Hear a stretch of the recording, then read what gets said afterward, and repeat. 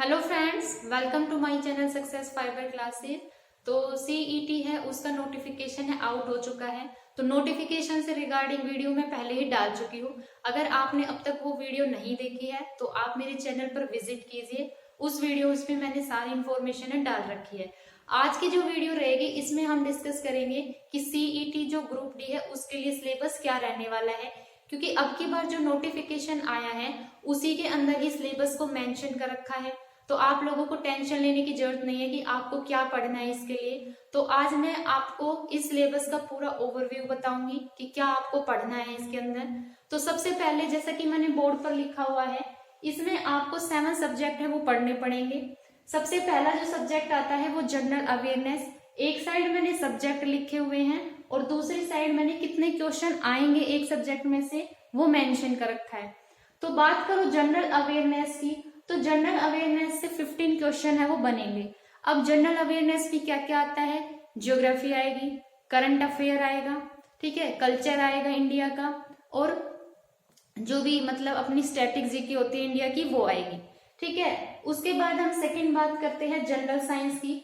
अब जो general science है, अगर आप नोटिफिकेशन में देखोगे तो जनरल अवेयरनेस में ही जनरल साइंस को डाल रखा है, लेकिन इसकी जो मार्क्स है वो अलग से डिसाइड कर रखे हैं और जो मार्क्स की वेटेज दे रखी है 15 मार्क्स, यानी यहाँ में आपके जनरल साइंस है वो अकेली 15 नंबर की आएगी, जिसमें आपको फिजिक्स भी पढ़ना है, केमिस्ट्री भी पढ़ना है और बायोलॉजी भी पढ़ना है। और कहाँ तक की क्लास का पढ़ना है आपको, जो 6 to 10 की जो अपनी एनसीईआरटी चलती है आपको सिर्फ जनरल साइंस के लिए वो ही फॉलो करनी है। उसके बाद आते हैं हम थर्ड सब्जेक्ट पे जो कि है रीजनिंग। अब रीजनिंग की बात करूं तो यहाँ पे जो क्वेश्चन बनेंगे वो 10 क्वेश्चन है रीजनिंग से बनेंगे।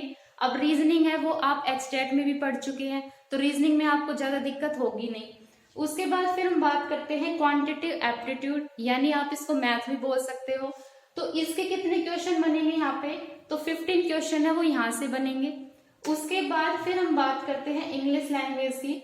तो इंग्लिश लैंग्वेज के यहाँ से 10 क्वेश्चन है वो बनेंगे, ठीक है। अब इंग्लिश आप एचटेट में भी पढ़ चुके हो, ठीक है, और जो सीईटी का पेपर हुआ था पहले उसमें भी आपने इंग्लिश पढ़ी थी। तो कुछ सब्जेक्ट ऐसे हैं जो आप पहले ही पढ़ चुके हो, तो आप इसकी तैयारी आप और बेहतर तरीके से कर सकते हो। उसके बाद फिर आती है हिंदी लैंग्वेज। अगर मैं हिंदी लैंग्वेज की बात करती हूँ तो इसके कितने क्वेश्चन बनेंगे यहाँ पे, तो 10 क्वेश्चन है वो हिंदी लैंग्वेज से आएंगे, ठीक है। और उसके बाद आता है जो 7 सब्जेक्ट हमारा हरियाणा की जीके।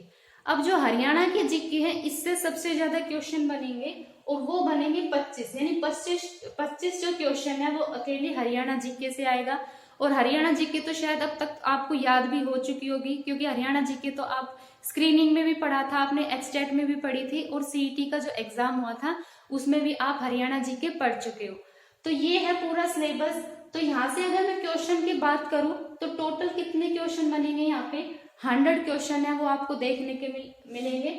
अब यहाँ पे जो पेपर होगा वो आपका एमसीक्यू होगा, जिसमें एक क्वेश्चन का जो मार्क्स होगा वो होगा 0.95, ठीक है। अब आपको पता है आप एचटेट का भी एग्जाम दे चुकी हो और सीईटी का भी। 5 ऑप्शन इसमें आएंगे, आपको कोई भी ऑप्शन है वो खाली नहीं छोड़ना है।